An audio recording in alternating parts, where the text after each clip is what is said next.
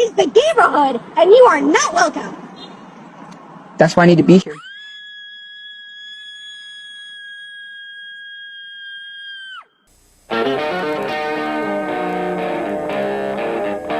Hey man, is that Double D? Yeah man, well turn it up man. Let's just go in and like kill all the orcs, right? They're the bad guys, who gives a shit? We just hack and slash and we loot their dead bodies, right? Hack and slash, kill them all, conquer the infidels. Boy, that campaign sounds like a barrel of fun, doesn't it?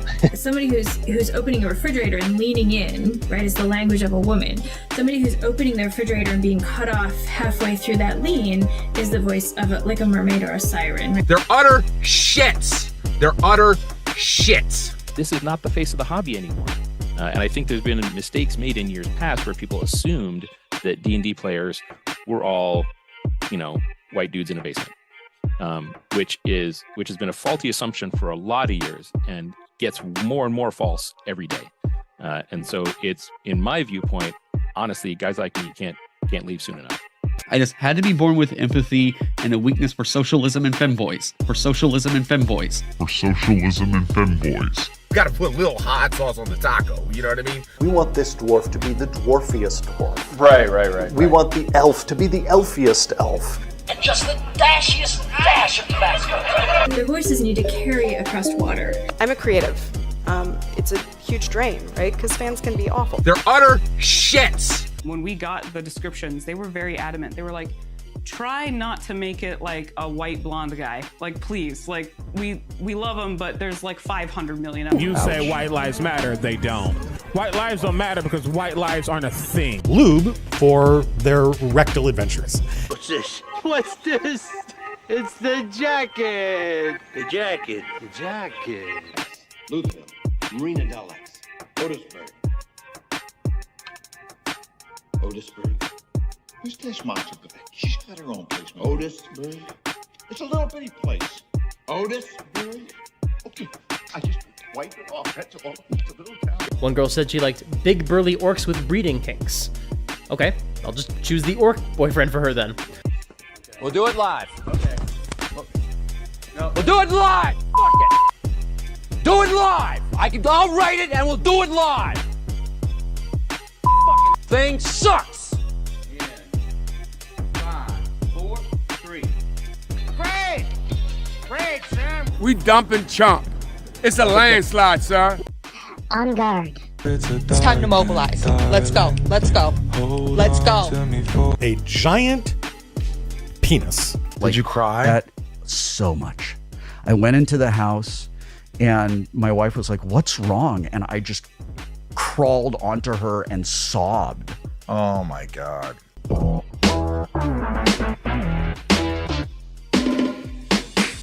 And here we go. Howdy ho, neighborinos. It's your big burly orc. How you doing? We got Mercurius here, who's a little surprised down under. That's right. This one's right in your wheelhouse, my friend. Ryan Nikolai here. Joe, John, Edgar, Cal. Good to see you, buddy. Thank you, as always, for patrolling the grounds. Yes. Thank you very much. Ironic Keyboard. Live streams too. This channel rocks. Yes. This is, occasionally we do Saturday streams. But our normal ones are Wednesday at 7 p.m. Good news. I got my computer back. I think everything is good to go. So we will keep our fingers crossed. All right. I got guests. You know them. You love him. He's a regular. Chris Miller, aka Mad Scribe. How you doing, Chris? How's it going? Good. Glad to be here. Good. Now, Chris, as you know, is the publisher for the one, the only RPG Pundit. How you doing? Hello, how are you?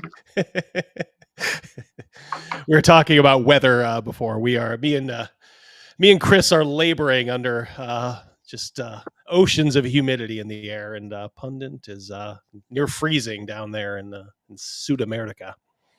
Yeah. How you guys doing? Yeah, pretty good. I know I don't want to speak for Pundit, but I've been very happy with the 2 days worth of sales so far on the book. So it's been very nice. Already bronze, right? After just a day or so, right? Was it? Copper, I think, within the first less than a day. Yeah. Right. It was less than 24 hours. So very good. At one point, we were number 2 on drive-through, second only to Daggerheart. Whoa, so man. that makes me feel really good. We're number 6 right now overall. Right. We were number 1 last time I checked in the OSR list. So rarefied air. Right behind Daggerheart. When you think about it, every week there are 440 on average new products put into drive-through, right? So I didn't always think about it in those terms, right? But when it comes to that, when you realize that your product has jumped, like, because 90% of them go nowhere, right? So it's very pleasing when it goes right, you know. Yeah, I mean, it's got to be disconcerting for a lot of these folks because maybe there are a few hidden gems. There's probably a lot of crap too, let's face it. But yeah, I mean, unless you're kind of established and, kind of were established before, like Pundit, being an author, or you're coming in, with an audience of your own, it can be hard to get noticed. But well, let me tell you, there are a lot of people that will complain that I self-promote too much, right? But I've never thought that. I've always whenever everybody said that, I'm like, that's what he should be doing. Well, if you don't, who will? Yeah. A lot of people think that to be a successful game designer, I'm not going to say good or bad, but to be a successful game designer, that all you need to do is know how to write an interesting RPG. Now, I know I can name OSR RPGs that I've seen that I thought were really good and they went nowhere. Why? Because they weren't being promoted the right way. So it's got to be more than just what you write. You have to know how to make sure that people know your product exists, Yeah, well, people always say like, "Oh, Pundit, you're a little different now, I guess with the streams, but sometimes your videos, I think it's a little bit of a genius just to put the camera right in front of your books." Like, everybody's like, "Oh, he just puts," and I'm like, that's what you want. You want just that to sink into people's heads. So yeah, I never had a problem with that at all. Thanks. Yeah, even before I started working with Pundit, I started watching his videos, and I thought at first it looked a bit low budget, just to have his books on this table or whatever. But as I'm watching his videos and I'm staring at these books, I ended up buying them all. Yeah, well, it works. Yeah, it's simple. It works. Well, you want people to do, what they're good at. And Pundit, you are a good YouTuber, given your opinions. And also you're a good, author publisher. You know what? No, hang on. I'm a good author. Oh, yeah, that's right. Yeah, that's right. Chris is a good publisher. Yes. And if it wasn't for Chris, all of these books that he's published, because now we've done a lot of works together, right? And he makes them look so great, and that is more. At least that's half of the work. It's at least half of the work. Yeah, we'll definitely get into it. Yeah, because I really do like the look of this. But I was just going to make the point that you don't. Before we get into, can I bring in a special guest for a moment? Oh yeah, let's see Domino, right? It's her birthday today. Oh, wow! She's also just been spayed, so she's wearing the little shirt of shame. They used to be the cone, right? But now it's the little shirt of shame. She does not like this shirt, you know. So she's mostly been sitting on my lap between the cold and the trauma of having gone to the vet. She's been sitting here the whole time. But I thought your fans would like a look at that. If you want to see more Domino, subscribe to the RPG Pundits channel. There you go. Yeah. My wife tried to put a little sombrero on our hat or on our cat, and our cat was not having anything to do with it. No, I never dress her up. This is only because of she just you got to protect her from eating her own stitches or whatever. Joe has already got Mad Scribe 11, which has my adventure, Whispers in Room 7, and the Viking book. All right, so you're already way ahead of us, sir. Awesome. Thank you very much. Cal thinks you look presentable. Chris? Oh, thank you. Yeah, I had to wear a collared shirt just for Pundit. So, and Hungar is here. Good to see you, buddy. Iconic Keyboard just became a member. Thank you very much, amigo. Much appreciated. And we have Dr. Urius Papers 2020 for $5. Oh, looks like Green Ronin is kaput. If they're asking for lawyer money, they probably can't make payroll or 1099 contract payments. Yeah, somebody had kind of sent that to me. I haven't had a chance to look into it a lot. Do you know anything about that, Pundit? Do you have anything to add? Pardon me? I'm sorry. Could you repeat that? Yeah, I think Green Ronin is doing some sort of like a fundraiser or something. Yeah. Well, Dr. Urius thinks it's trouble. Green Ronin was notorious for being pretty much the first truly woke company, and we're talking about in like 2004, right? Like, so they were way ahead of the game, right? And it was Chris Promise and Nicole Linders. I believe that the two of them have now since split up, and there's like, because they were a couple, right? And they were married, I think, and it's never been quite the same for them. Like they had reached the peak in around like 2006, right? And since then, it's been all downhill from there. So, well, I thought the Song of Ice and Fire game was okay. I did enjoy playing that. Yeah, that was the last good thing they did. That was a long time ago. It was, yeah. 2006, yeah. Yeah. I saw them at Origins. I kept doing like live streams through the vendor hall, and I'd be going up like, and here's my least favorite people here. You know, well, in a way, I owe them something, right? Because the Magic Deer made me famous back in the blogging days, right? And Nicole Lindros, the way she would just become absolutely spastic every time I mentioned her name, gave me enormous amounts of free publicity, you know. So it was great.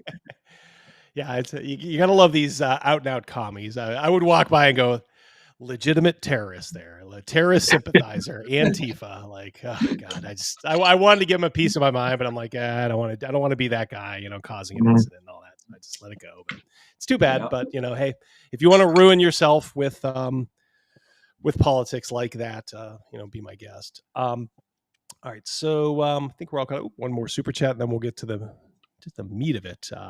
Mercurius, my ear trumpet has been struck by lightning. For $5 Australian, Green Ronin asking for lawyer money to fight Diamond. Oh, that's right. Yeah, Diamond is. I forgot that they're mixed in with. I knew Paizo was. I know Paizo has a lot of exposure there, don't they? With Diamond, I guess I didn't realize Green Ronin was exposed that badly too. Well, there's a lot of these mid-range companies that were using Diamond, right? Like Wizards didn't. Wizards used I think it was a division of Penguin Books that was their distributor. And then famously they, you know, I think I scooped that one that they had been dropped, or rather I don't know if they dropped them or they were dropped, but anyways, that was to me the sign that they were no longer serious about producing books and selling them in brick and mortar, you know, bookstores like, you know, Barnes and Noble or whatever.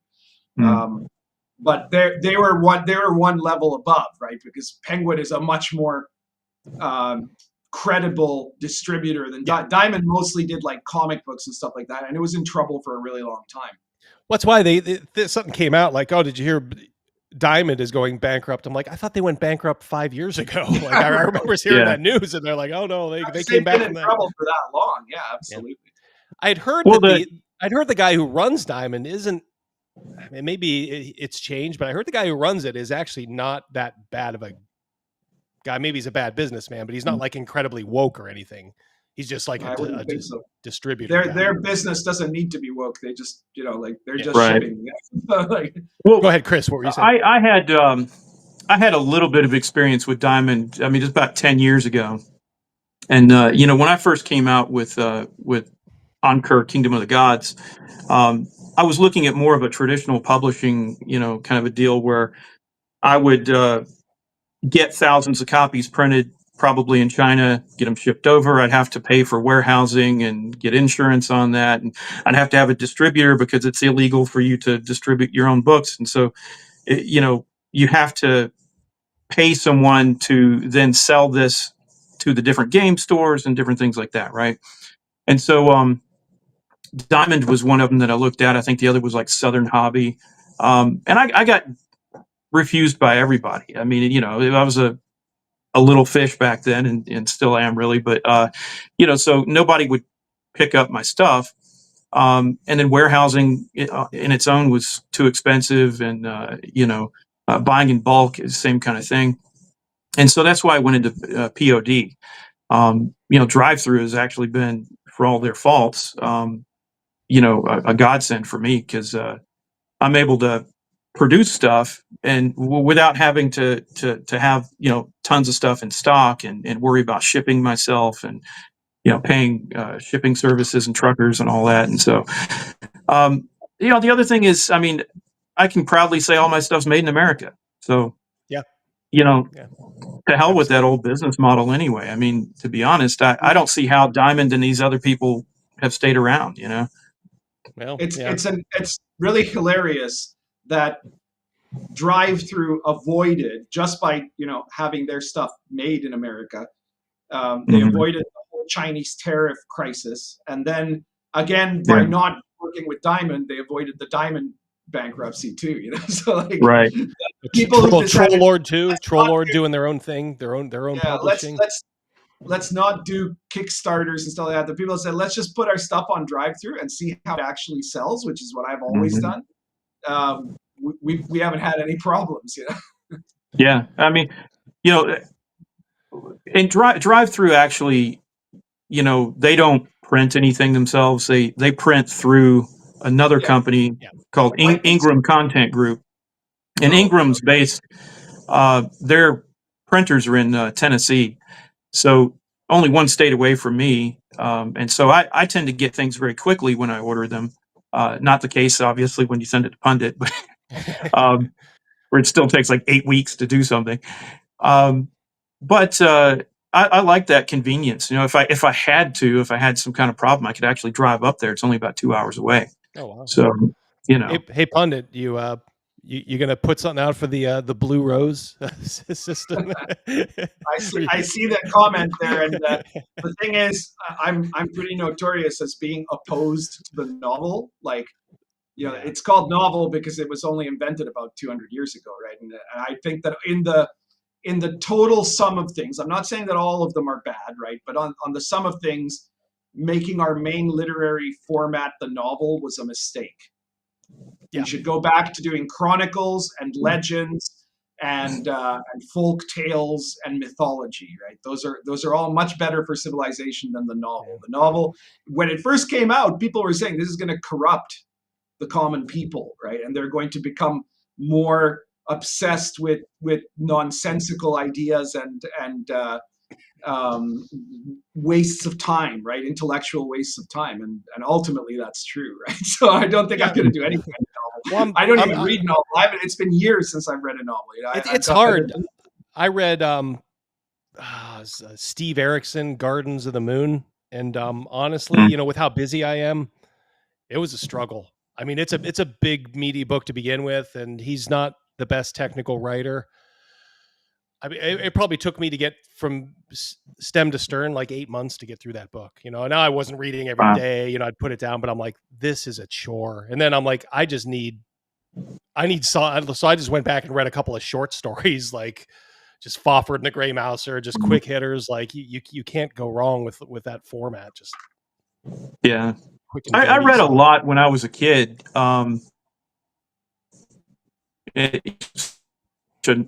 A nerdy guy back then. I didn't really have many friends, and I was scrawny and had glasses, and so I read tons of books, probably thousands of books, but I just don't have the time anymore. I don't think I've read anything from start to finish in 15 years or something. I'm going to wait till retirement to do that.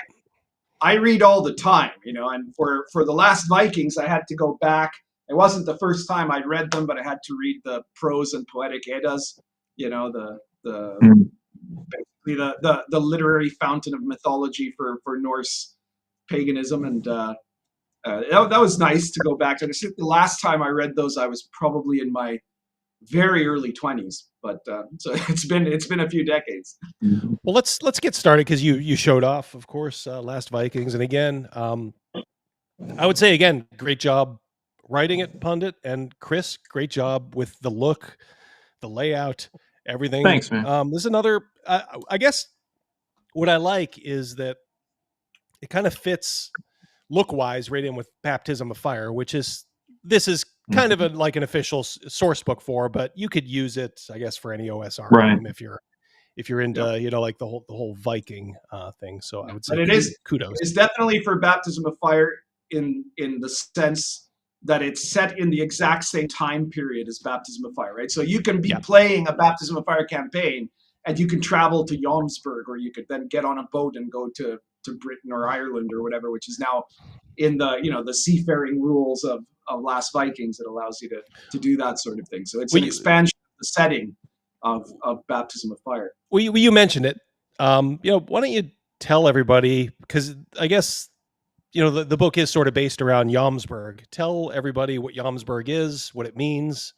Okay, so for many years, for the last few hundreds of years, it was believed that that Jomsburg was a myth, and that myth was this story that after the Christianization of Norway and Sweden and Denmark, and obviously in the Viking territories in Britain, and even Iceland by around 1000 AD, Iceland was already Christian, right? So at that time, what historians posited up till very recently was that only Greenland by that time was still pagan, and it wouldn't be for a lot longer either. But there was always this legend. There was this legend of this one fortress that had, resisted against the idea of Christianization, and pagans fled to that place, and it was called Jomsburg, and it was supposedly somewhere in the Baltic coast, and that they had become a brotherhood of warriors who worked as Viking raiders and also as mercenaries. And they were supposed to be major protagonists in some of the biggest conflicts, right? Like in the Battle of Solder, which was the largest naval battle that was ever fought by Vikings. Vikings didn't really like to fight at sea, like in naval battles, because their boats really weren't made for that, right? But that was the biggest one ever, and it was very important. And they had also fought during the invasion of King Canute in the conquest of Britain, right? When Canute became the only real Viking king of England, and they were just legendary, right? And historians for a very long time assumed that it was just a myth, right? That it was like Robin Hood or something. But in the last few decades, there's been increasing belief that actually, if you look at the way the sources are and the names that are put there, and the context of everything, that Jomsburg probably was a real place. Now, of course, it was probably blown way out of proportion in the stories, but that's part of the fun.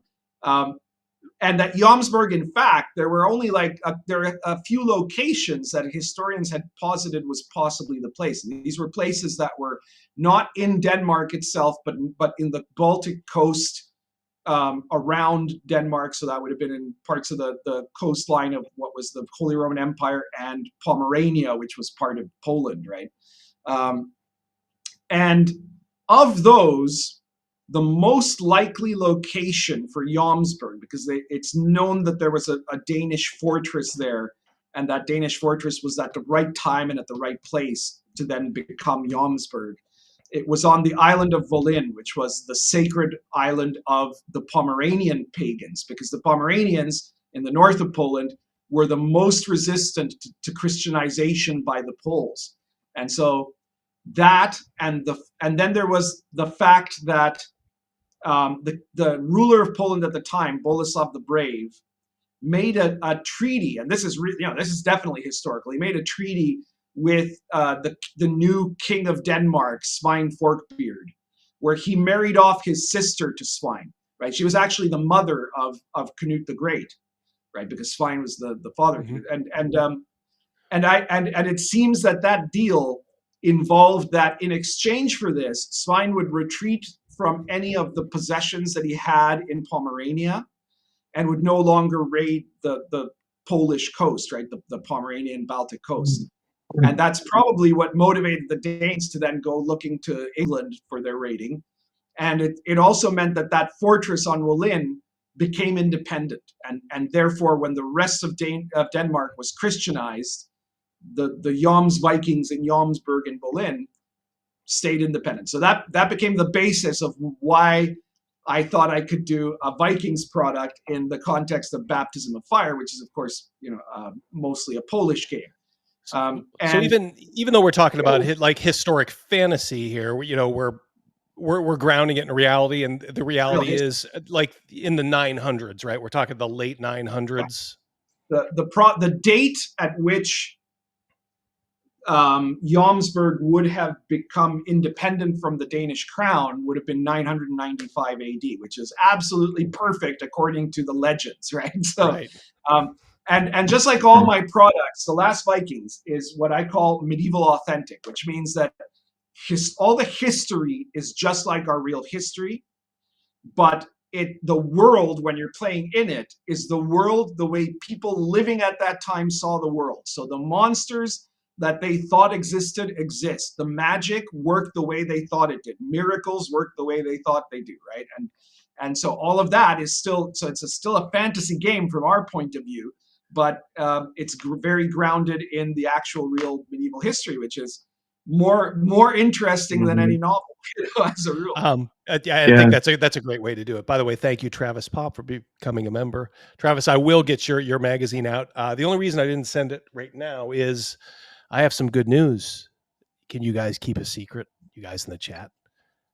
I'm going to be raffling off one of these, courtesy of that handsome man above me. Thank you, Chris, for providing a copy to be raffled off to our favorite chat. So, guys, stick around to the end, and we will do that. Yeah, I guess from in history, I'm always kind of fascinated by the end of things and times. Like World War II, I'm always more fascinated in late 44, early 45 than I am 1939. And we are running up. If we're already in 995, we're getting close to the Battle of Hastings, right? In 1066. And I guess as a historian, would you kind of consider that sort of the death of Vikings as kind of a cultural phenomenon as far as like the layperson goes? Yeah, pretty much, because in like really once the Vikings start Christianizing, they largely stop being raiders, but not right away. So like from 995 until like the 1030s or so, they're still going around, but now they're not so much raiding just to rob people, they're raiding to conquer territory. And in the product, I have listings of all the countries in the area of the North Sea and the Baltic that the Vikings were active in and what was going on there. And you'll see that in most of them during that time period. So for example, in Ireland, you had Vikings that were in fact, during most of that time period, Vikings were in control of Dublin. And in the Orkney Islands, they were in control there too. And then, of course, they invaded, and Canute took over England for quite some time. What was 1066 is the end, in the sense that the last real true kind of Viking conqueror or would-be conqueror was Harold Hardrada, right? And once he was defeated, that was the end for the Vikings. I was going to ask, like, all right, so there was Harold Hardrada, and he fought Harold Godwinson, right? That was was Harold Godwinson related to Canute? He was Harold Godwinson was I can't remember my history there. It was a descendant of the line. Okay, Canute married the daughter of the English king that he deposed, and they had several children. And and Harold Godwinson was related to her, right? But no, I don't think he was related. He was not a descendant of Canute directly. Oh, okay. So he was on the, I guess, the quote unquote The descendants of English Canute. side.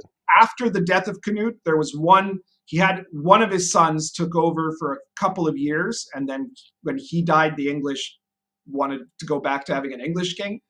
But then his other son, so he had his son Magnus, became king in Norway eventually. And that's in here because actually he's the one who ends up destroying Jomsburg according to the legends, right? Because he was very Christian. he was like sick of these fuckers, right? So that was the end of it. Yeah, Harold Hardrada, the badass Viking. Yeah, it was good. I think I read a book called Monarchy, if I'm not mistaken, a while ago, and it kind of details every king in England, from the time of Canute, and Alfred and all that right up to modern times. Very good book. And then I was listening to a podcast, excuse me, as me and Mrs. D were coming back from a trip, and there was a podcast on the Battle of Hastings. So they were talking a lot about Harold Godwinson, Harold Hardrada, and of course, William the Conqueror. So, yeah, it's an interesting time period. A lot of change. And I do kind of like the whole, last stand of, the pagans. Like, what kind of adventures do you you're running this game, let's say, you've got Vikings in Jomsburg. Like, what kind of adventures are we going on if we're Vikings in Jomsburg? I'll start by saying that you can, of course, play Christian Vikings if you really want to, right? Like you could play Danes or Norwegians or what have you. But I figured it would be interesting because Baptism of Fire, the default in Baptism of Fire is that you're playing Polish Christians that are kind of trying to convert or fight with the pagans. Although in Baptism of Fire in the appendix, you have classes and assistants to play pagans if you want to, right? Here, I did it the opposite way, right? The default is you're playing the pagans, but you could play Christians if you want to. And so, what you'll see in the book is that first of all, you get kind of a timeline of the Joms Vikings themselves. And in it, you see the things that they did, some of the more famous things that they do. And so for a long time, they were very influential in that they were participating in these massive battles. Like I said, the Battle of Svolder, where King Olaf Tryggvason dies, and they were the Joms Vikings were crucial for that. And then they went and raided England, and they actually occupied Canterbury for months, and actually some of the Joms Viking men ended up murdering the Archbishop without the permission of their boss, of the Jarl, right? So that was pretty bad. And so you can go and be part of these raids and campaigns, right? But besides that, the Joms Vikings also engaged in raiding and in mercenary work. And eventually, Jomsburg started to get a whole bunch of people who came pagan refugees who didn't want to convert and had a community around them besides the actual, the order of the Joms Vikings themselves. And so you could be playing characters that are associated with Jomsburg without necessarily being members of the order of Joms Vikings. And there's all kinds of missions you could have. And so in the back, I've got another appendix that has a random D100 table of potential missions that you could be directed to, Right. And then finally, you could just go out trading and exploring. If you can if your characters have a ship, or you can get one, or you can hire one or something, you could either engage in trading along the North Sea and the Baltic, or you could go to explore some of the weird mythological places in search of fame and treasure, So all of those are possibilities in the game. We're seeing a little bit of the look of the game here, and this is of course courtesy of your publisher, Chris Miller. Again, great job. I love this guy. I do have one thing to say. To take this as playful playful chiding here, Chris. But I love your your Loki here. He looks like a grunge singer from like the 1990, like he's about to overdose on heroin. It's interesting. He Pundit was nice enough. Pundit was nice enough to leave all the art direction to me, and so I have to somehow come up with images for the book, and I want it to look cohesive, like it fit in with Baptism of Fire. There's not enough. I won't say there's not a lot, but there's not enough artwork, original artwork from artists that would fill both these supplements that we do, or the book and the supplement. Right. And so a lot of it is AI created, but I think it's interesting. I did a lot of research on what Loki supposedly looked like in historical depictions, right? And often he's portrayed as a jester or this dark figure. And I found a couple of ancient, images of him that were, frescoes or carvings or what have you. And he just looks, like this emo character. I mean, it kind of did. And so then I took a little liberty with trying to make it match up a little bit with the MCU, so you could possibly see a connection. It's definitely memorable. Like you see this guy. Loki's a very interesting deity in the Norse pantheon, because if you look in the history of Loki, around the 7th, 8th, 9th centuries, there's a lot of evidence that Loki was worshipped by people. And at that time, it's believed that he was more of this kind of, he was obviously always a kind of a trickster god, but he was probably also like a god of luck and things like that, and so that there were people that would actually worship him. By the 11th century, where the setting is, nobody worships him. So over time, Loki became more and more sinister, it's believed, in the culture of the Norse themselves, right? And that probably only got worse after the influence of Christianity showed up, and Loki was kind of an obvious sort of villain character from the point of view of Christianity, right? Yeah, slam dunk. Not only is he pagan, but kind of evil. So yeah, good one to dunk on. Lord Mattias for $5. I may have missed this. How detailed is Viking culture and religion in this book as it conflicts with Christianity? I think there's, and by the way, thank you, Matt. Good to see you here. But I think Pundit can expound on that. I think that's a pretty heavy theme in the book. Paganism, versus Christianity. There's a section on Norse paganism that goes from page 49 to page 62, and it covers the major deities and the world tree, but it also talks a lot about what Norse paganism looked like, and the ceremonies that they had and the rituals that they had, and some of the opposition to Christianity that they have. And so, for example, there was in Uppsala, there was this great pagan temple, and the Norse pagans, they had temples, but in a lot of places practice was not really with temples, but like in local communities, they wouldn't have like a church or something. They'd have shrines and things like that. Temples were meant to be in very special places, right? And Uppsala was one of them. And when Christianization started to happen, there were clearly conflicts, and part of those conflicts involved people who converted and then later began to have their doubts about being Christians for one reason or another, whether it was social reasons or whether it was that they felt like it made them unlucky or whatever.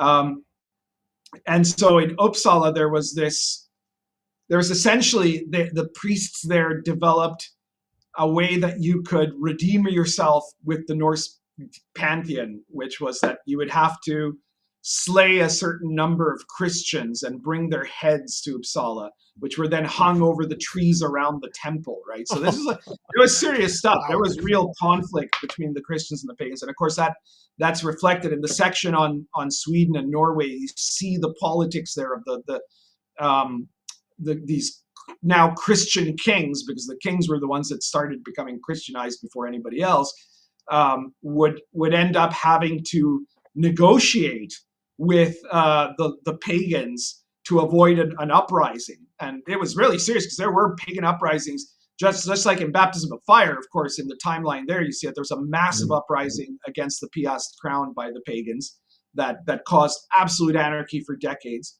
There was similar uprisings in northern Germany, and there was uprisings in Sweden and Norway. And in one example, when one of these kings is dying, his son, who is still quite young, he sets him up to try to be his heir, of course. And he ended up having to give him a second name because the first name he gave him was a Christian name. And so they insisted that they couldn't possibly worship a king with that name. So he then had two names, right? He had his Norse name and his Christian name. Shark has a good point here, and maybe you could verify the historical accuracy, but it does sort of make sense to me, just from a practical point of view, that the Viking leaders, the Viking kings, realized that after a while, they would probably have to just start trading with all these Christian nations that were, kind of popping up. So that's kind of how they had to stay in business, so to speak. There were three main reasons for why the Northern European Christians started to convert, right? One of them was because of the importance of political alliances, right? So you would have, you had the Piasts in Poland, for example. They had,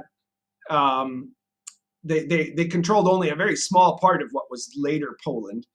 And they wanted to be able to unify these other tribes that they were trying to conquer, that Mieszko was trying to conquer.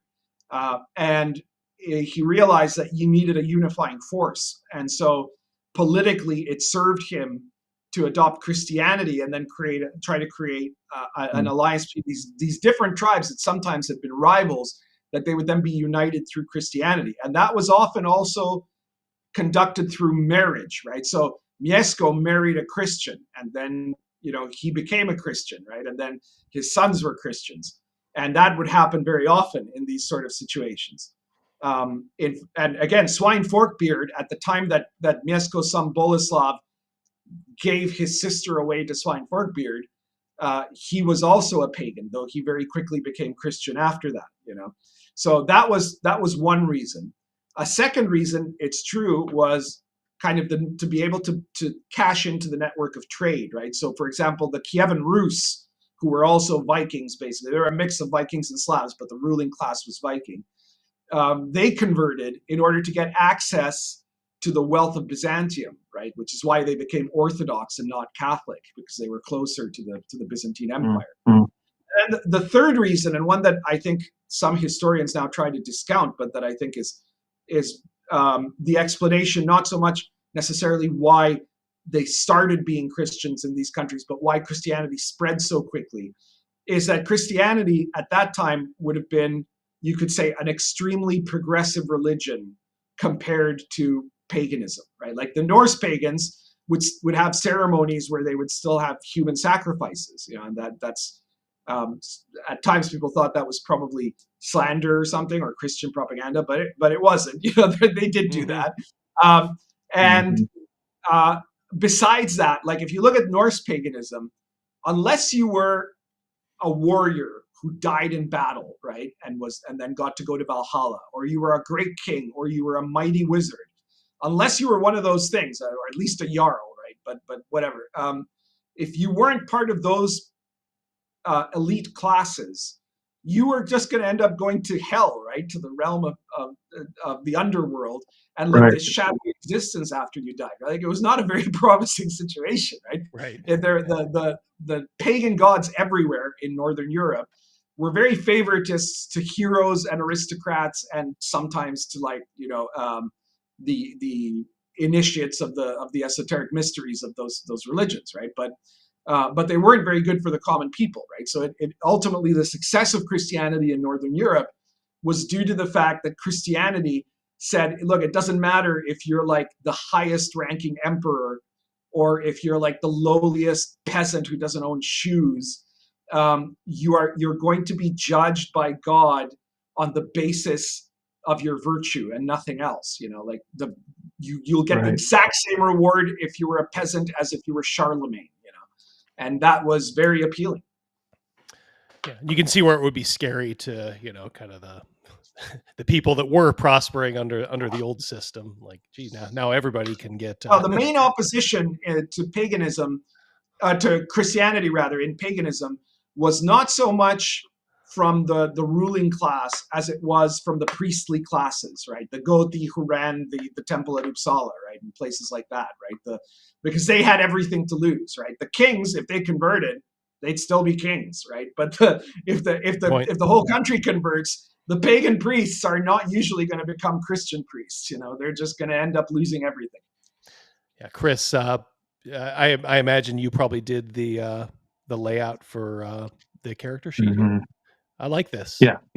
I'm kind of an aficionado of character sheets, and I think it's one of those things that's.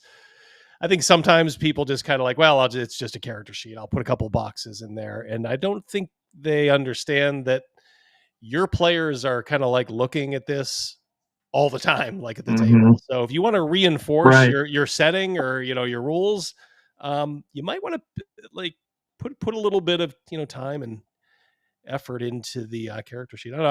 I kind of like the the border here, everything. Yeah, I tried to jazz it up a bit. No, you did a good job. It's actually the first character sheet that I've ever done by myself in my publishing career.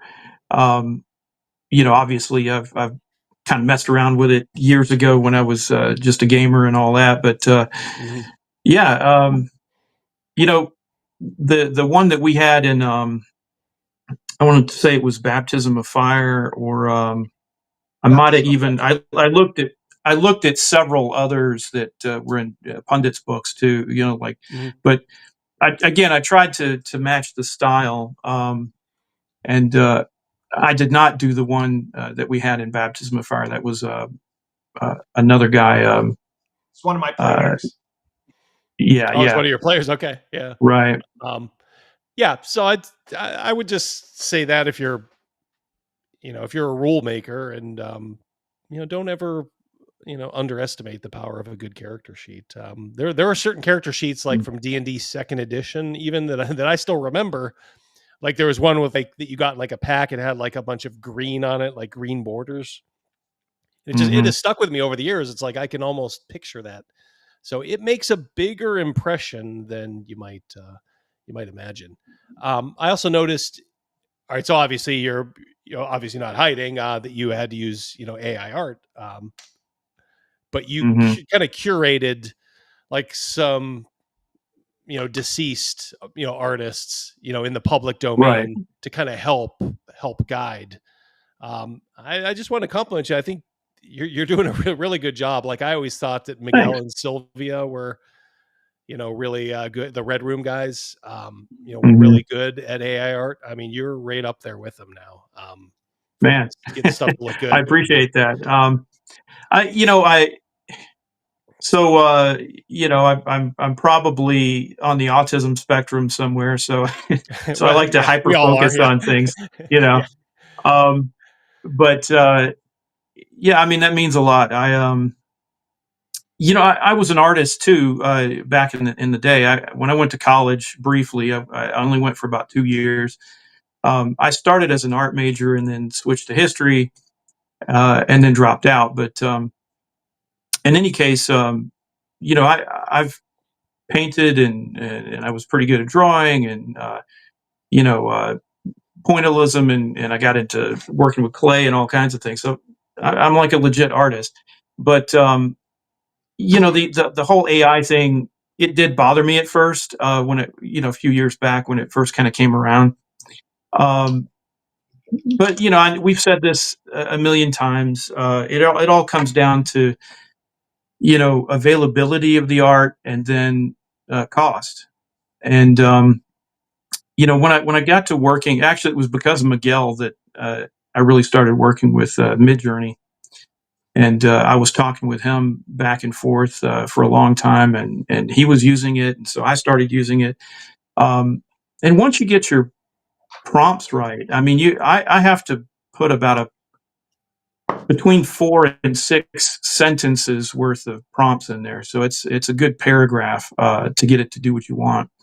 And even then, it's not perfect. I have to take everything and put it into Photoshop, or I like to use PicMonkey and some other apps like that. But I have to manipulate it and do a lot of graphic design on my own to get it to look the way it does.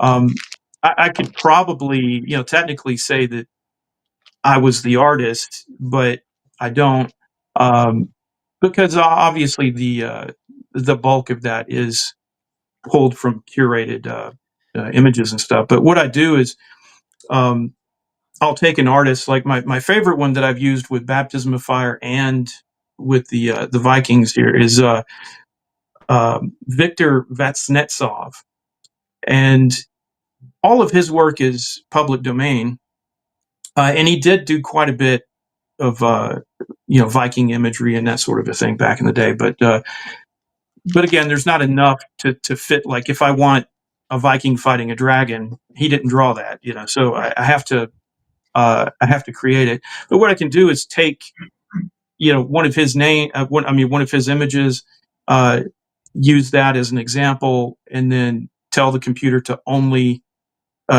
produce something in his style, and then give it the proper prompts, and then the result is what you see. Yeah. And I'm very impressed with how it looks. And it's come a long way, even actually from Baptism of Fire till now. I think Baptism of Fire was Midjourney 4.5 or something, and this is 6.1. Oh, so geez. it's leaps and bounds better. And it is what it is. I know not everybody likes AI,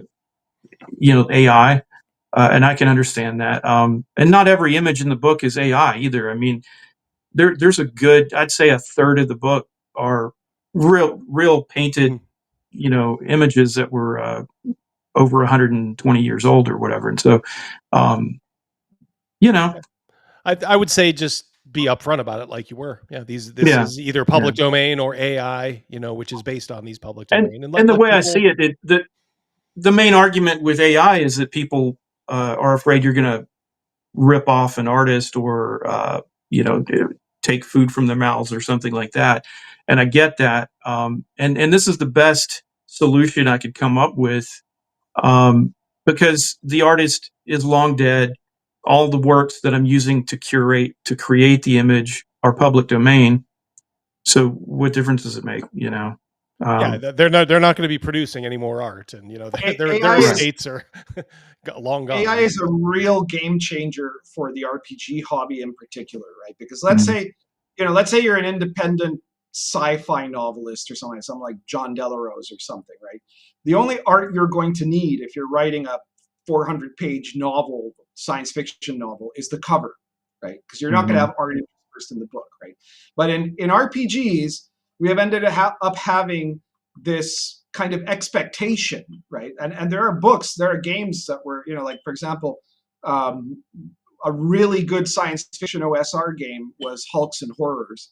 And it never got anywhere, and most people don't remember it because it didn't have any art, because they couldn't afford to put the art in there, right? Because this was before AI, obviously.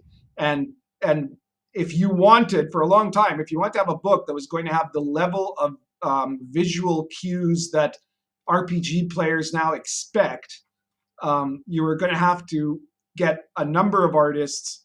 You're going to have to pay them a huge, that was a huge section of the budget of any RPG.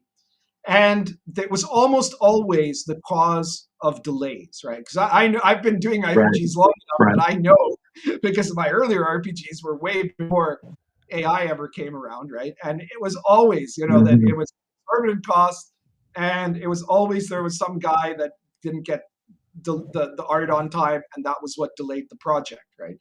And so the fact that you have AI now, that fixes all of that, and it's you could say, well, sorry for the artists, but the reality is that because most, apart from wizards or something like that, who are also using AI, the typical RPG publisher doesn't really have the economy to be able to properly do art by hiring, these individual artists who would always take up the largest part of the budget.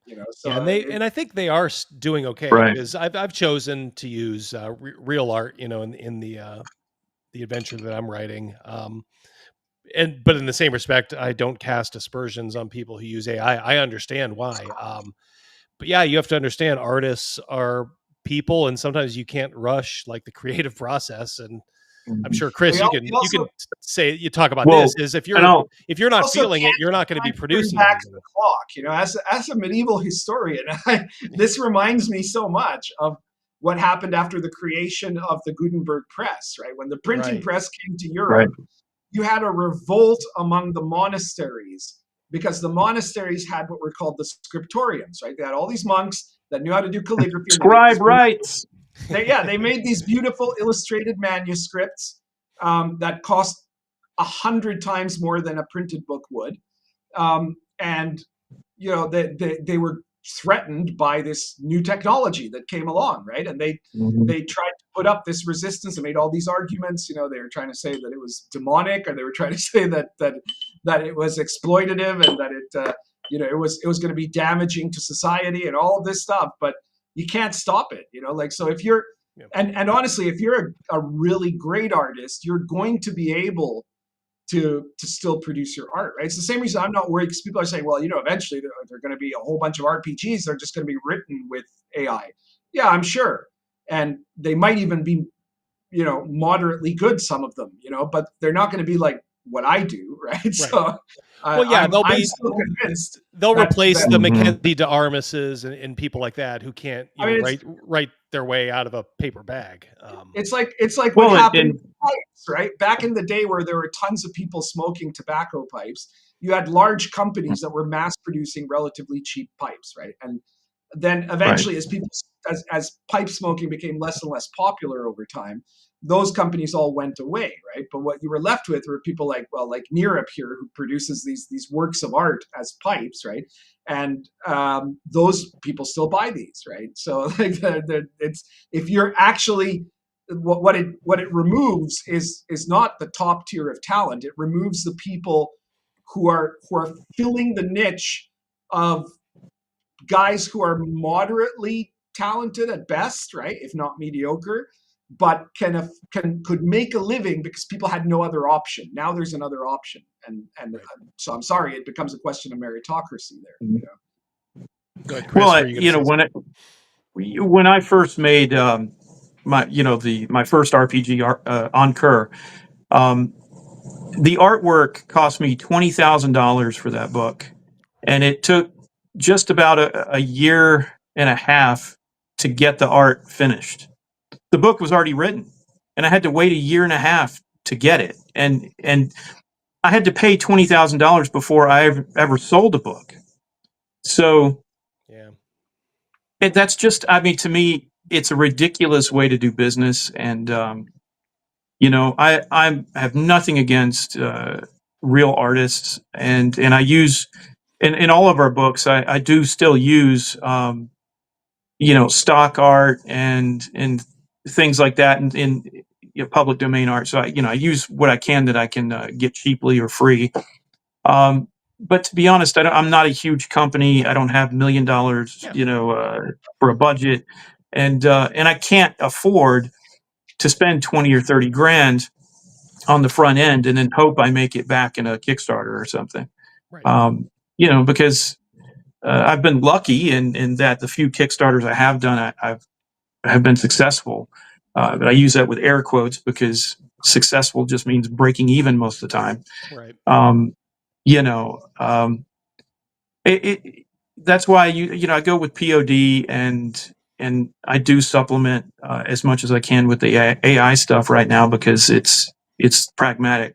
Well, I've always said that if you have a good artist, and you're going the route of we're going to use real artists, and we're proud of it, that'll be a selling point, and You can put that right on the cover, you know, have some sort of certified, like, hey, certified real good art. Right. And if people are interested in that, you know, they can search for those books and be like, yeah, this is what I like. Or there's going to be a lot of people who say, I don't care as long as, you know, the content of the book is good. It doesn't matter if it's real or AI. You know, I think that's just where we're going to be. People will always have a soft spot for the real artist who's laboring. And you're not going to make everybody, happy, because trust me, as a publisher, I get emails on occasion. We get comments on all of our books when people leave reviews and things like that. And ironically, the 101 Sarmatians that we did, every piece of art in the entire book was real. There was no AI art. And then the criticism I got is that it didn't look as good as Baptism of Fire. And I'm like, what do you want? You know, you're criticizing me for using AI, so I don't use it. And then, no, well, this stinks, you know? Yeah. So do what works, actually, you know, like, obviously AI can be a problem right now because a lot of people don't use it well, and so they produce crappier art than if it was real art, right? But, but if it's someone like Chris who's taken the time to figure out how to make it so that the art is largely consistent and of high quality, you know, in a few years that'll become the norm. You know, there'll be people that'll be specifically trained, as Chris has kind of self-trained himself, to be able to produce really good AI art. I remember, like, never mind the scriptorium, right? At the beginning of the 2000s, there were a bunch of people saying that digital art was going to destroy the art world too, right? I don't know if you guys remember that, you know, like, and now digital art is like considered an art form in and of itself, right? Well, it's the standard. Nobody actually paints anymore, you know. So it's funny to me, these artists that are, you know, so vocal about AI are actually not real artists in the sense that they can't draw or paint themselves. They're using a computer to do everything. So, I mean, you know, back when I was in college, I would have been complaining about them. You know, so you know, it's just changing times, and there's gonna be some growing pains and some things that I think there's gonna be a market correction coming up, you know, where artists in general, I mean, the last time I got quoted for some stuff, I mean, people are wanting like $1,000 to do a cover. Well, I can make one myself for free.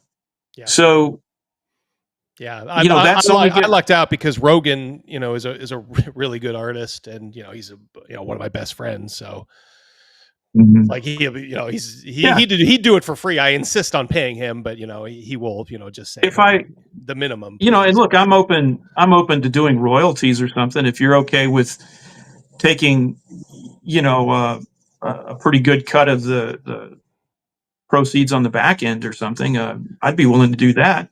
Yeah, I think that model would actually work a lot better, I think, for people, because like you said, the big thing is who wants to lay out 20 grand if you don't know if you're going to get it all back, you know? I mean, that's a huge risk, and I don't know.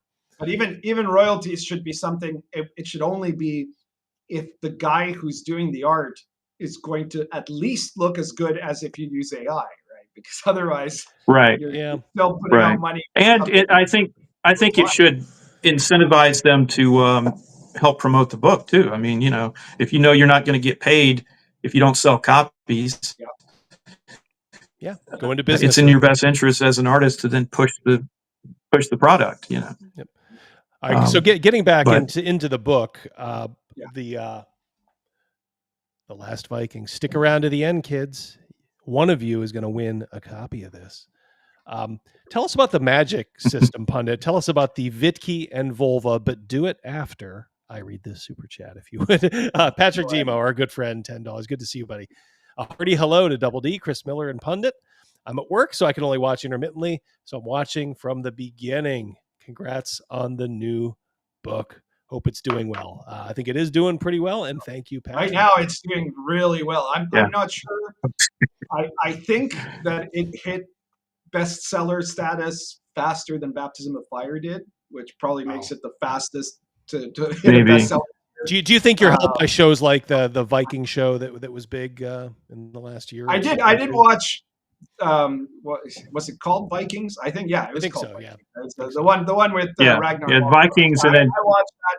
It was pretty and good. then technically the Last Kingdom would also fit in that same time period, I wouldn't it? watched that also, and both of those were close to historical, right? Like there was a lot of it was accurate, some of it was not, but a lot of it was pretty accurate. So I did enjoy those series, which is unlike most of my other stuff, right? Because like, for example, a lot of people said, well, Baptism of Fire is like The Witcher. I never watched The Witcher show. I never played The Witcher video game. I never read The Witcher novels. I've done nothing. I've never seen The Witcher. And it's the same thing with like my games come out at times when, like with Dark Albion, people said, oh, this is like A Song of Ice and Fire, right? And I did watch Game of Thrones, but by that time I'd already been working on Dark Albion, so it wasn't meant to be a copy of Game of Thrones. Right. It's very funny how that all tends to happen. But in this case, I did watch Vikings, and I mean, I don't think it was a major influence on the book, right? But it certainly didn't hurt, getting Vikings into the consciousness. Go ahead, talk about the Vitki, the Volva, the magic system. Magic. So in the game, there are classes here, and we decided. I asked Chris about this. He was in agreement that just for ease of use, any of the classes from Baptism of Fire that Vikings would also have were recreated, because it's usually only like one page anyways, right? So you've got the archer, the fighter, the thief, and the woodsman, all of which are classes that already appear in Baptism of Fire. They're just reprinted there, so that if you're creating a Viking character, you don't have to be flipping back and forth with Baptism of Fire for those if you're playing one of those classes, right? And then there are three new Viking specific artwork. Yeah, new artwork, but the text is the same, right? And so then there are three new classes, all of which have mystical or magical overtones. The first is actually the Berserker, and people haven't really done Berserkers all that well historically speaking in RPGs. Because they generally present them as just like maniac fighters or a type of barbarian or something like that. But Berserkers were actually a group of mystics, right? They were devotees to Odin and had this kind of very primordial sort of quasi-shamanic spirituality to them. They would enter the Berserker state was a kind of religious frenzy that they entered into. And beyond that, they would, a Berserker would eventually choose to align himself with a kind of a warrior spirit animal, right? Like they would dedicate themselves either to the bear or the boar or the wolf, and to do this, they had to slay the type of animal that they were going to venerate, and then wear the skin as their shirt, so to say. And the greatest Berserkers were said to have the power of Hamfarir, which is the ability to leave your own body and possess the body of a wild animal. So they were supposed to have magical powers, right? And so I did them the way that the Vikings thought they worked, right? So if you play a Berserker, when you get to a certain level, you can begin to have the powers of your spirit animal, and if you get to a higher level, you can eventually learn the power of leaving your body and possessing an animal.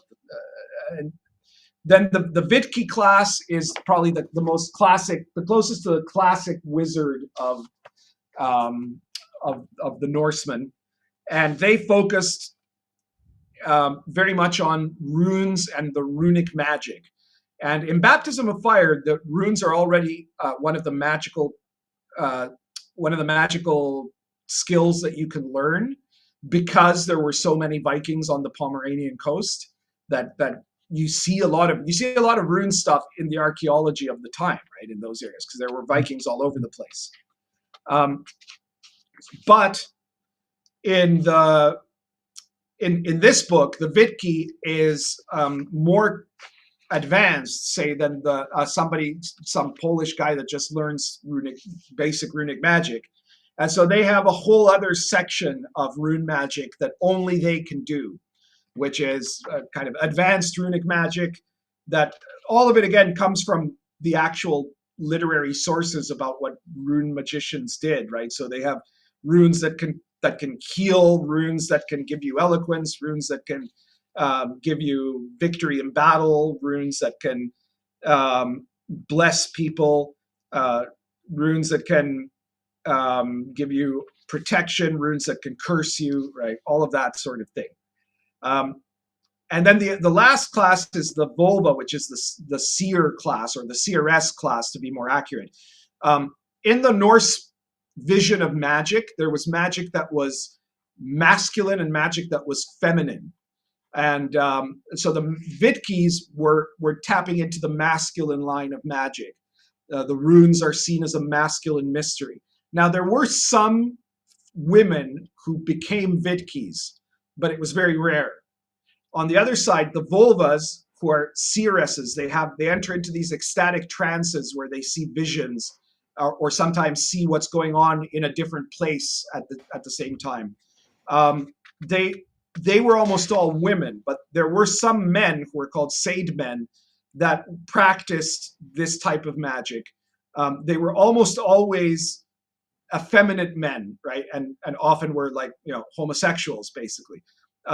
Because the type of magic that they did, there were two forms of Volva magic. One was called Satyr and the other one was called Galder. Both of them were thought to be emasculating, right? They were dangerous to normal men, right? So that's why only women usually did it, or men who had very feminine qualities, right? And Satyr magic is magic that involves you entering into a consciousness removing trance, in which you can do it to obtain a vision of the future. You can do it to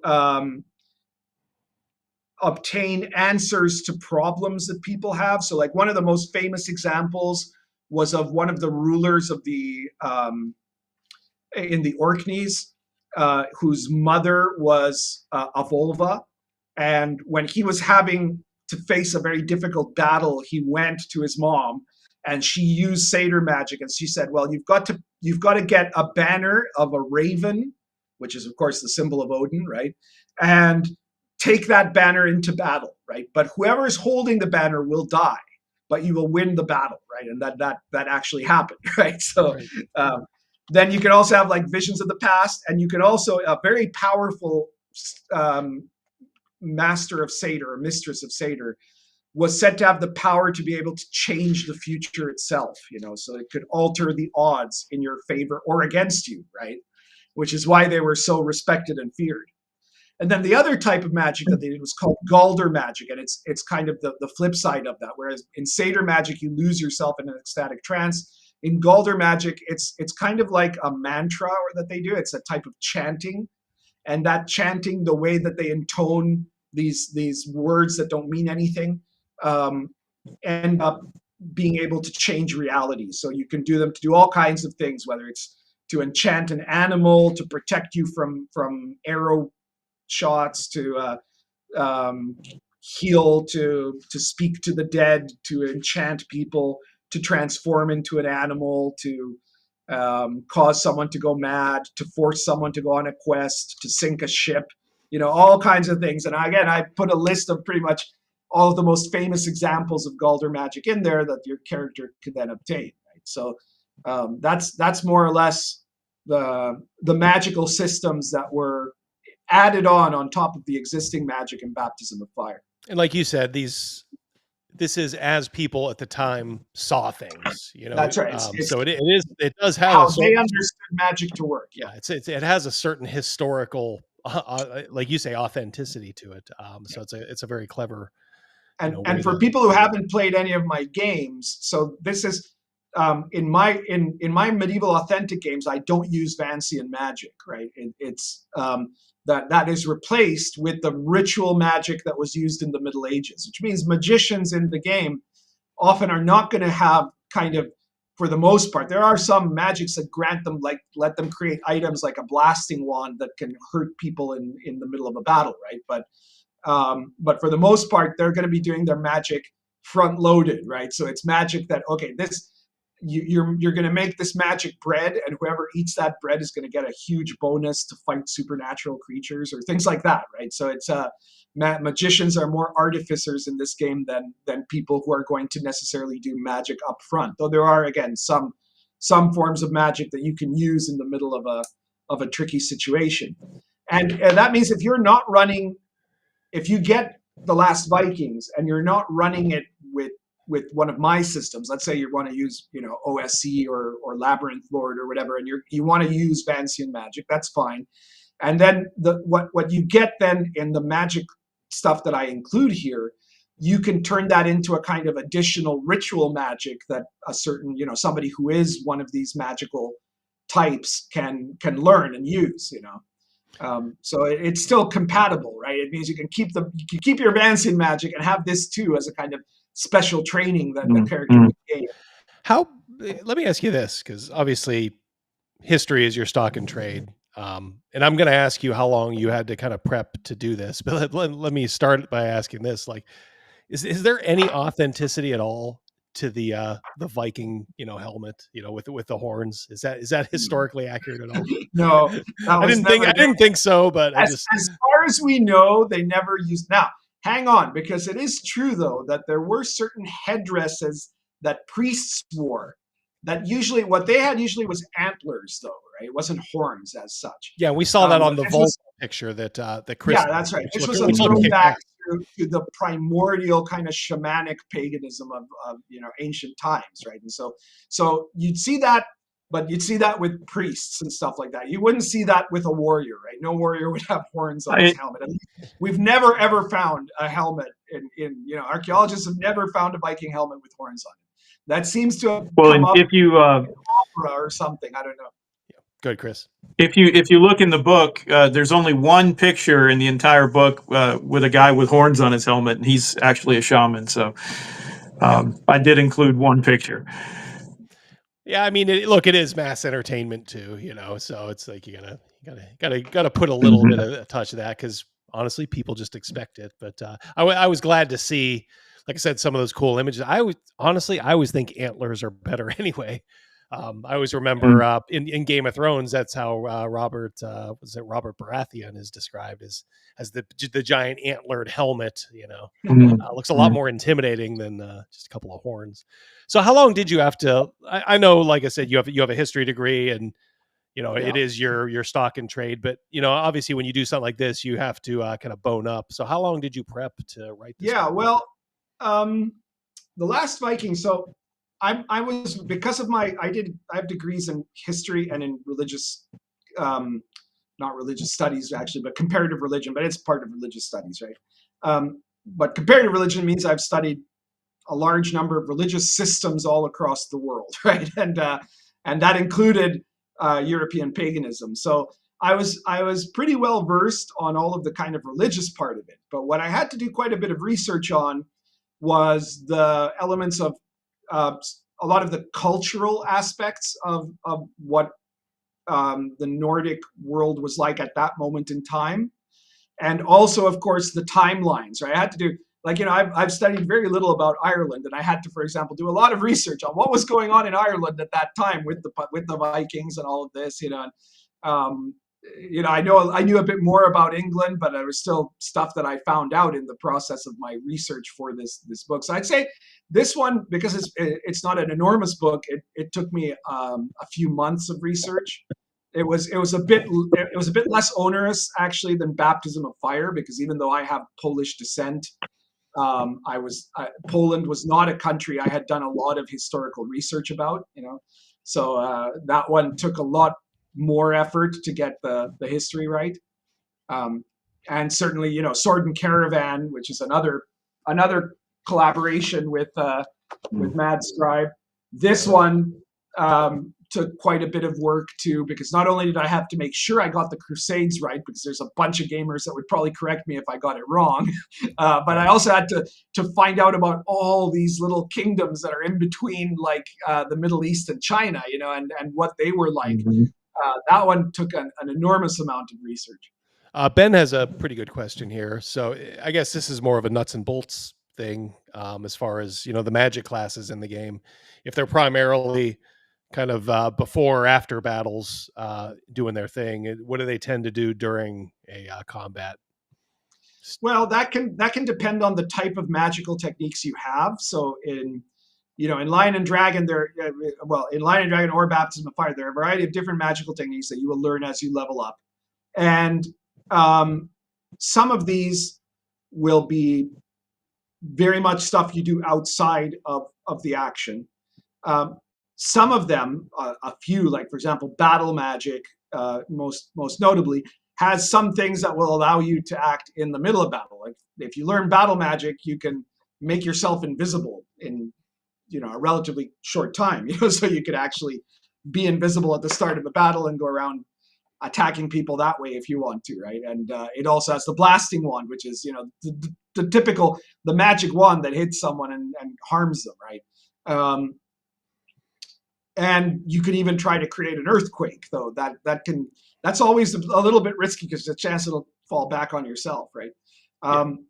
But besides that, there's other techniques in between that can grant benefits, bonuses, or special abilities. For example, talismans that you can create, and those talismans, the benefit it has, you can give it to another character, or you can have it on yourself, right? So there's a variety of options for that. But yeah, I mean, generally the Magister class or most pure magician class is typically not going to want to be in the front line of combat, but that's pretty much true in any. Yeah, I was going to say that's same as any old version of D&D. In Baptism of Fire, you have the Witch Hunter, which is a mixed class, you could say, because they have fighter capabilities and magical abilities, and so those guys can fight. They're like basically a kind of a dual class, right? So that's also possible. Badger for $5. Catch y'all on the replay. He's off-road in Appalachia. Oh boy, that is some lonely roads to travel with little connectivity. Just paying some tribute. Thank you so much, Badger. Enjoy the scenic vistas in Appalachia, and we'll catch you after. Let's see here. Let's try to see. There are some other magical techniques that. Especially that show up in Baptism of Fire that are originally kind of pagan in origin, but that Christian characters can sometimes use. So if you have, for example, glamour, that's the power to create illusions. And that's something you can usually do.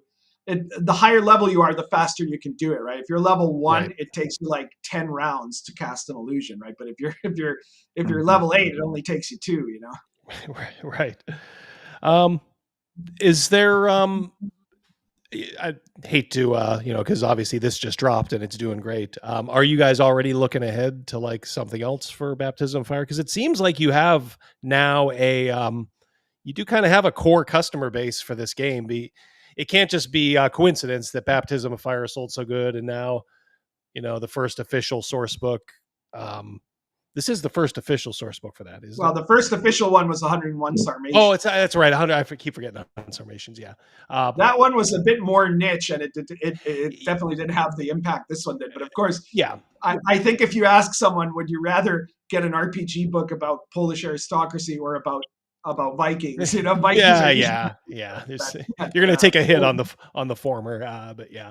But so it seems like you guys are doing good. Is there anything in the future? If any of the audience already have Baptism of Fire and you don't have 101 Sarmatians, if you're actually running Baptism of Fires, you want to have this book because it vastly expands the material of the setting and stuff you can encounter along the way. When your characters are traveling to places, the people that they'll meet, and it has some very good random tables for generating adventure queues and things like that, and it has the system for the veneration of saints, which I left out of Baptism of Fire because Baptism of Fire is already too big for it, but it's a pretty important part of Polish Christianity. Right. Almighty 377, $10. Am I right that they weren't they weren't called Vikings. Viking is what they did. The Northmen love baptism of fire. Great work, RPG Pundit, Mad Scribe, Double D, awesome interview. Thank you so much, Almighty. Yeah, so big fan here, but I think the one question is they weren't actually called Vikings in their time, were they? At the time, the peoples of those territories were known either as Danes or Norsemen, right? The Norse or Danes, right? Most in England, for example, they were typically known as Danes because the first people to raid them were from Danish stock, right? The Nordiques. But Viking was in actual Norse, Viking was the term for going out to raid. So that was to be called a raider. And so the Joms Vikings, that was their actual historical name because they were famous raiders, right? So I think that's what Almighty says here. Yeah, of raiders, and they had their own code of conduct and everything that is in the book. So it was interesting because they were a very early example of a kind of a warrior order that you'd later have much more of these kind of warriors in Christianity in Europe, in Christian Europe.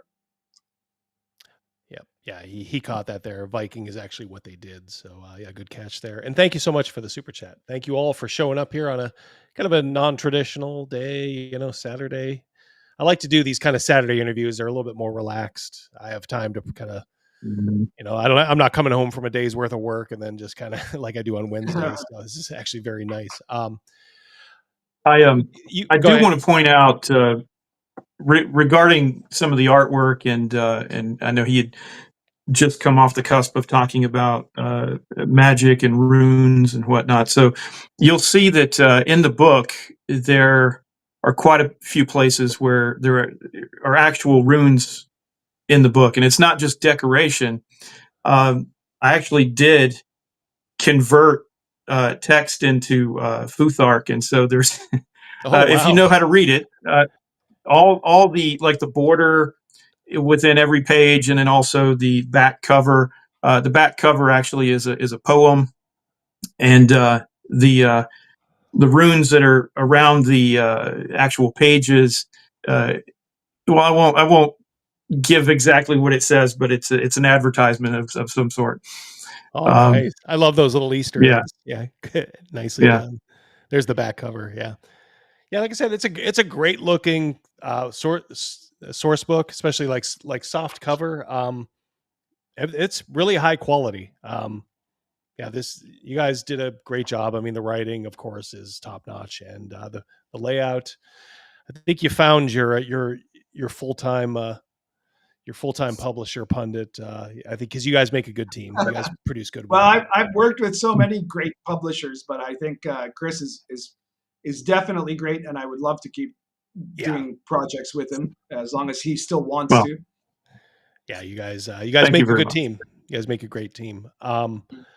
So I guess we do have a couple of minutes to talk. I guess I want to pick your brains. I guess you saw Wizards of the Coast. Dan Ayub was talking about me, bringing all the bullshit under one umbrella.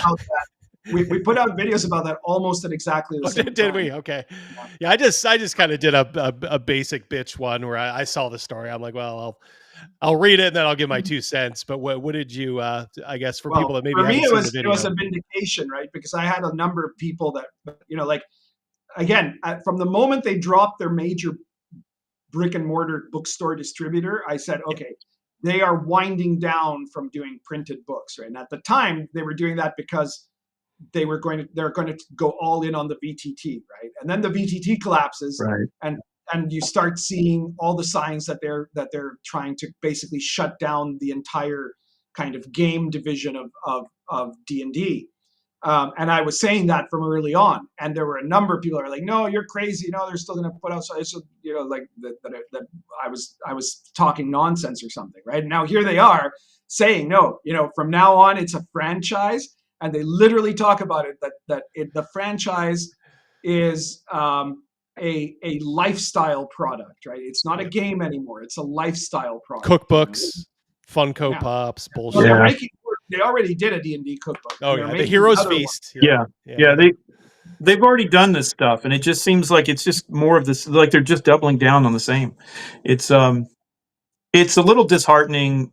I mean, I would hope, I was hoping that they would break down and sell the brand to somebody. Elon Musk. I don't care. I pointed this out repeatedly in my videos. Hasbro almost never sells anything because they're such a huge company. They can just say, okay, look, well, G.I. Joe isn't selling. We're just going to put it in a shelf somewhere for 10 years. And in 10 years, we're going to try to do a revival, and then we'll see. Right? And they can afford to do that because they have hundreds of IPs. Probably there's a ton of stuff that we remember from our childhood that they own and haven't brought back yet, but maybe they will at some point, right? Pogs might come back. Who knows? Alf is back. No, they'll just they'll try that, right? They'll just drag out the corpses of these little puppets and milk it for every penny and just they'll license everything out. I guess that's how they'll make their money.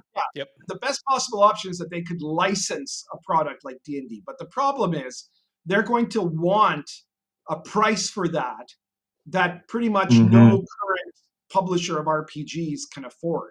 Yeah. So it would be Yeah. Unless somebody else, unless Larian Studios that says, hey, yeah, let's try publishing books now.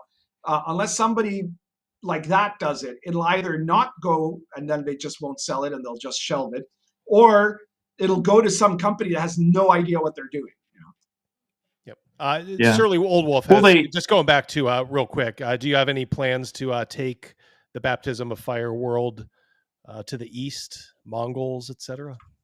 Well, the Mongols don't show up for a couple of centuries after Baptism of Fire, so that's not really going to happen. But if you want Mongols, be sure to check out Sword and Caravan, because there you go. Sword and Caravan's timeline starts with the Third Crusade and it ends with Genghis Khan ripping the entire Middle East to shreds, right? So you already got it. Yeah, you already it's got exciting. it. Yeah, you've already got Mongols. And Pundit, don't forget Heroes and Villains. Yeah, well, Heroes and Villains of the Silk Road has the biographies of all of the major characters, like real life people from the Silk Road period. Someone was saying here, I saw someone made a post saying, "Hey, Pundit, don't confuse my kids with thinking RPGs are educational, right?" But I've had players of mine who said, "You know what? I played in your Roman campaign, and I now know more about Roman history than I ever did taking a college course." It does have that quality to it. In Heroes and Villains, I actually have Genghis Khan twice, right? Because I have him young Genghis Khan when he was Temujin, and then Genghis Khan at his peak, right, when he was conquering everything in his path, right? Because the timeline is that long. You could literally have a party if they end up in Mongolia that meet Temujin when he's in his late teens, and then eventually meet him up again when he's destroying the Khwarezmian Empire, So. But will you put all this like on toilet paper, Funko Pops? No, none of that. Pogs. As far as what I'm going to do, if I'm going to do anything else with Baptism of Fire, I don't have anything immediately in mind right now. Some people have said, well, you could do something in England at the same time period. But that, Wolves of God by Kevin Crawford has already done that, I believe.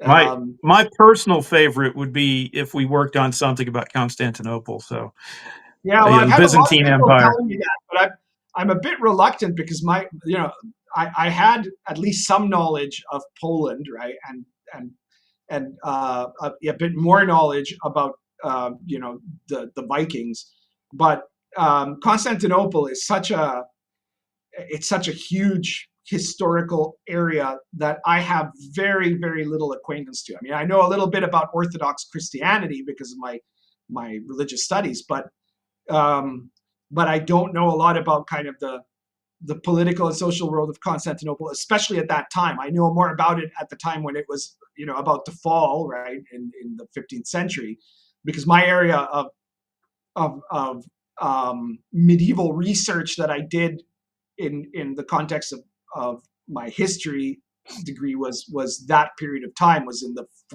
15th and 16th centuries, so there I know a little bit, but it would be a bit daunting for me to do one on Constantinople. But I have had a lot of there are a lot of people that are, for one reason or another, have become Eastern Orthodox these days in the West, and DM James. Yeah, exactly, and they've been clamoring for it, But I'm not sure if DM James wouldn't be a better guy to try to write something like that than me, right? Because I would have to do a shit ton of research to be able to give it. And like, honestly, one of the things I am thinking of doing at some point, maybe soon, is an RPG set in the Roman, like the actual Roman Empire, right? In the 2nd century or somewhere around there, or the 3rd century, which would obviously not be the same time period as Baptism of Fire, but I think it would be an interesting game. I'd still love for you, and I know you've touched on it like in previous products, but man, I think there's like an opening, because like Chaosium has just kind of bungled like Pendragon over the last couple of iterations, just doing like an omnibus, like here's your King Arthur book. It's going to be this thick, and you can even incorporate shit you've already like put into it, but you could make your version like Arthur, or, call it whatever you want, and just have like a fucking like kick ass, like here's the thing like the is, real I Pendragon. have huge respect for Greg Stafford, and he wrote. It's too bad they don't. It's terrible that they don't. The Great Pendragon campaign, which is not the current edition of Pendragon, but it was from the last one that he was really involved with. The Great Pendragon campaign is just so perfect in terms of all of the historicity of it, that I couldn't possibly do anything that would even approach it. Because unlike me, who has, I've studied a lot of different historical eras, Stafford, because that was the one thing he was dedicated to, he just went at it with like a microscope. He was just so expert on it that I couldn't. There's no way I could do something as good as that. So it's fair enough. I don't think I could manage to make something that would be worthy of of even his stepping in his shoes. Well, as Dirty Harry Callahan said, a man's got to know his limitations. And you are right. The Great Pendragon campaign is just a fabulous, even just to read, I don't think there's any way you could ever run it stem to stern, beginning to end. I did. Did you really? Holy shit. I did an entire campaign from the earliest to the, it was 60 years of gaming in the world.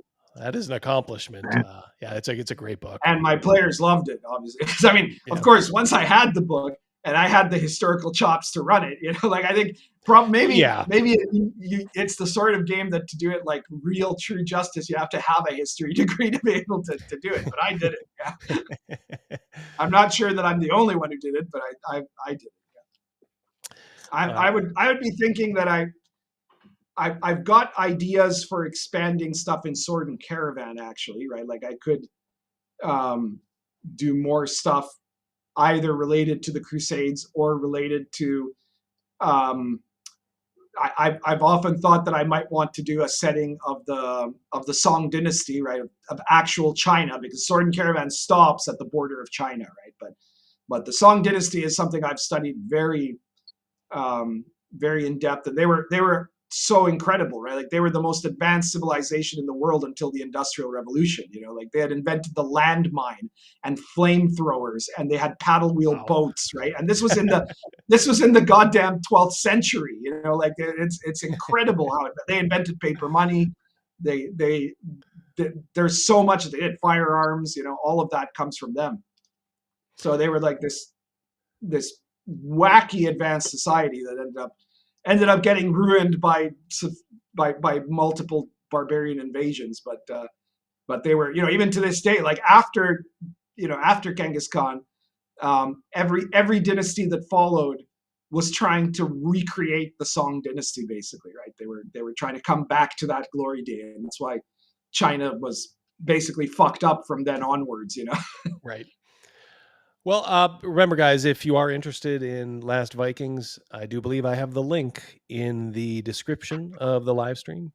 And if you want to grab, while you're there, get issue 11 of Mad Scribe magazine, you will see an adventure penned by none other than me.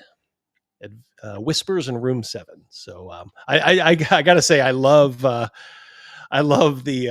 picture you pulled for Silas Drom, Chris. that was a good one. Thanks. Yeah, it's a good issue too. There's a great cosplayer, beautiful young lady, some good articles too. So yeah, I don't think you'll regret picking it up, and also you won't regret picking this up. And as we say goodbye to these guys, I will then do a giveaway for this book. So any last words? Any last thoughts, guys? Well, I would say thank you to everybody who's already purchased The Last Vikings. And if you have, or if you're going to, one thing I would humbly ask is that if you can take like 2 seconds to put a rating in the drive-through RPG page. The more ratings that we get, the better it is for us. And if you want to, you can also do a review. But even if you just put a rating on there, that actually is a very positive help for us. So yes, please, please do, because so often, you can put out a book and 1,000 people can like the book and not say anything about it. But if one person says something bad about it, that's what is going to go out there and say, "Oh, look, it's got a negative rating." So please, just take a minute and give us 5 stars. Or I would charge whatever. you guys in the chat because the normies who are just buying this, it's probably hard to ask them to do it, but you guys know kind of the struggles that folks face, like on this side, like some of the brick walls that are kind of put up. So it's kind of incumbent on you guys to at least put a star rating. And that's another thing. It's there's some shadow banning going on, and Pundit and I are both very outspoken about certain political views and things, and so it's tough. Trying to make ends meet out there. So every little bit helps. And the thing with drive-through, you got to remember as well, they do not allow you to make a review for 24 hours. So once you buy it, you have to wait 24 hours before you can do any kind of a rating or review. They also won't let you do a review if you have your own publisher's account. Right. If you're a publisher, you can't review anything. So set a reminder on your phone, guys. If you pick it up and buy it, just set a 24-hour reminder. Just go there, put an honest review. I'm going to assume you guys probably are already in. If you're getting it, and honestly, I've looked through this. I've read parts of it. It's pretty good. I mean, it's got great quality. Obviously, if it's Pundit, it's damn well researched. And I think you can use this even if you're not doing Baptism of Fire. It's got a whole section on seafaring that you don't see in every RPG. Mm-hmm. Yeah, you can draw items are all from real Norse mythology. Yeah, there's stuff here you can mine for sure. For anyone that doesn't prefer to use drive-through, it is available pretty much anywhere else books are sold. Now, there's a caveat to that. It gets put. All the metadata has been sent to every online seller. They don't necessarily pick it up right away. I noticed on Amazon it's not there, and they've told me it could take 3 or 4 days to pop up. It is available. I saw it today on Walmart and on Target. So just look for that. You can buy it online. It won't be physically at like a Barnes & Noble store, but you can get it on barnesandnoble.com and that sort of a thing. Yep, John has already bought it. Drive-through gives us a better cut, doesn't it? It does. It's slight. Drive-through, it used to be a fairly significant difference, and then drive-through went up on their prices here this year. So it's actually not that different now, but I think we might make an extra $1, something like that. So whatever you prefer. There you go. Fair enough. Yeah. If you really don't like drive-through, there are alternatives. That's the the thing. Yeah. All right, fellas. I'm going to let you go. I'm going to do the giveaway, maybe hang out with the chat a little bit. So you're more than welcome to go into the chat if you wish. But thank you guys for coming on, and thanks for producing a great book. Thank you, Chris, too, for providing an extra copy that I can give away to these folks. No problem. Well, thank you very much, Double D. we're Yeah, gonna that- see you in a few weeks. I on was Uptown. I was just gonna say, yeah, I'm gonna be on Pundit show at the end of the month. Yeah, Oh, so really? I'll promote that. Was it Encounter? The RPG Pundit Encounter. Yeah. Sounds a little gay. Well, it's okay. I was going to call it the RPG Pundit Experience, but then I would be ripping someone off, you know. There you go. Yes. All right, fellas. Yeah, we'll talk soon, and great having you. All right. Take care. Thank you. Oops, sorry. Cut off Chris there. I think he was just saying thank you. We love Chris, love Pundit. Thank you, fellas. All right, so let us. All right, let me tell you this right now. If you want a copy of this, you got to type something in the chat. Okay, you have to type. It can be anything. So if you're just a habitual lurker, which is great, but you want a chance to win this, you got to type something in the chat because you have to be active for like 15 minutes. That's the way my boy Nightbot rolls. I'm going to also put the business email that you guys can use if you do win to send me your address so I can send it out to you. Yeah, it's dashgabbers@gmail.com. So that should pass there. Oh, look at Ryan. I'm getting all filled up, Ryan. It's coming up to my eyeballs. I'm going to explode. Thank you. Appreciate it, buddy. Oh wait, I spotted one in the wild. I think there's a lurker here. We got a lurker. Gotcha. Like Pokemon. Gotcha. Oh wait, you talk all the time. Okay. Fair enough. All right. So, yes, Roger. See, hey, good to see you, Roger. I guess it is available on Amazon. So if you have credit there, you want to do it that way, then you can get Last Viking that way. But before you do that, you probably should see if you win, huh? All right. So let me share my screen here. Send it over to Nightbot. There we go. All right.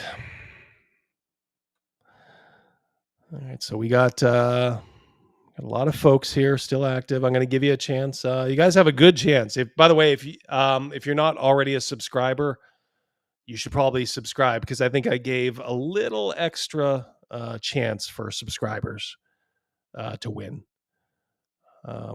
Maybe members too.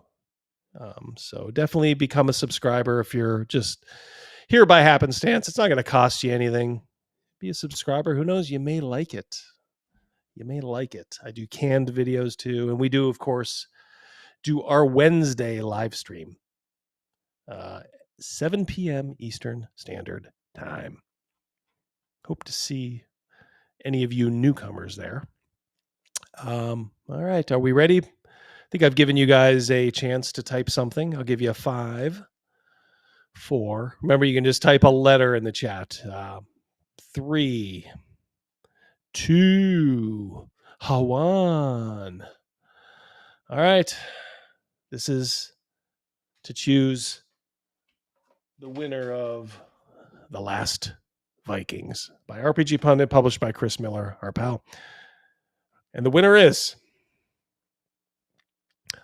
Oh my God. Should I re-roll the winner? Should I re-roll it?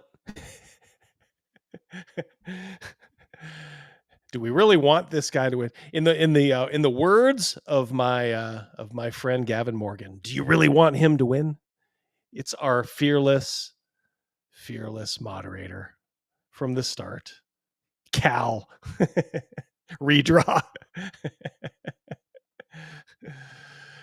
Yeah, I'm going to assume you want this, Cal. So I am going to send it to you. And I actually am very glad you won because I was kind of hoping.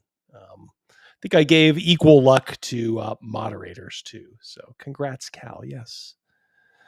Yes. Thank you. Thank you.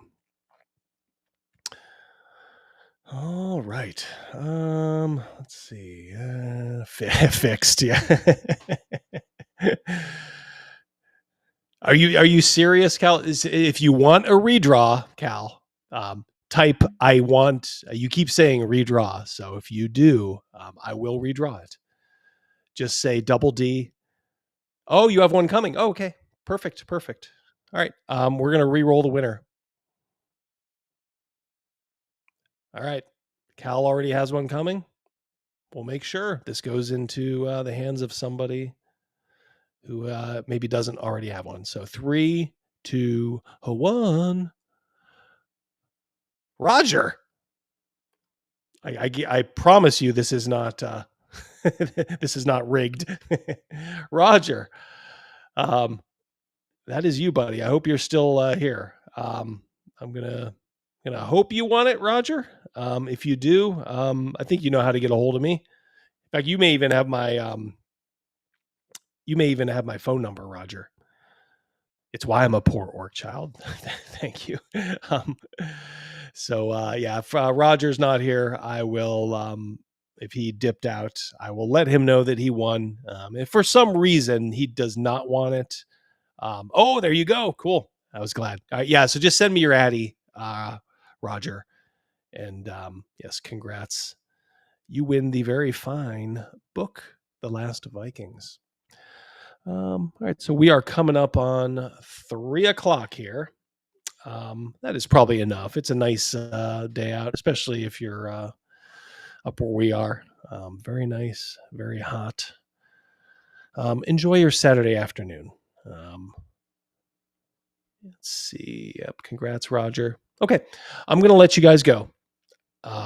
So Roger, either just email me or, like I said, just text me your address.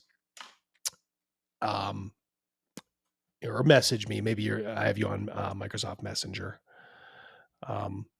Thank you guys for tuning in. I really appreciate it. For kind of I don't want to say last minute, but last couple of days, we decided to do this. Great turnout, as always. Oh, baby, look at this guy. Just under the bell. Snake Oil Sean gifting a membership. Thank you so much, buddy. I do appreciate it. Appreciate your patronage and support for the channel. Yep, as always, pour one out for Rogan if you can. Just saw him last night, guys. Come on. Pundit, thank you very much for coming on, you and Chris. Like I said, I'll be on Pundit's show later in the month. I think he does Sunday nights, if I'm not mistaken. So you can find me there. But of course, you'll see me before then. Certainly this next Wednesday. And it looks like, fingers crossed, my computer is doing good. So, and thank you so much. Look at this guy. Not to be outdone. Mercurius, aka my ear trumpet, has been struck by lightning. Boy, that is a mouthful. He has also given a membership. I'm going to give you guys something special. Quasimodo predicted all this. Who did what? He really did predict all this. All right. Thank you guys. Yeah, Bleeker. Good to see you, buddy. All right. Take care. Sunday the 27th. Yep. That's the day of Pundit. I think it's like earlier in the early evening, maybe like 7-8 o'clock. Obviously we'll hit you guys with a lot of reminders from both ends here, from myself and Pundit. I'm sure we'll have a lot to talk about the state of the RPG industry, all the stuff that's going on. Talk about all kinds of stuff. So hope to see you guys over there. He does that fairly often. I don't know if it's every week, but fairly often. So make sure you do tune in, even when I'm not on there. So, all right, guys, take care. Love y'all. Roger, just send me your Addy and we'll go ahead and send that out. All right. Ooh, Cal, give you the last word here. Watch it after we have our game Sunday. Oh yeah, that's right. Yeah, game night. A lot of folks do game night Sunday. Many years ago, that was our chosen game night too. Thanks, guys. Love you all. No outro. Go do something. Have a drink. Peace. Love you.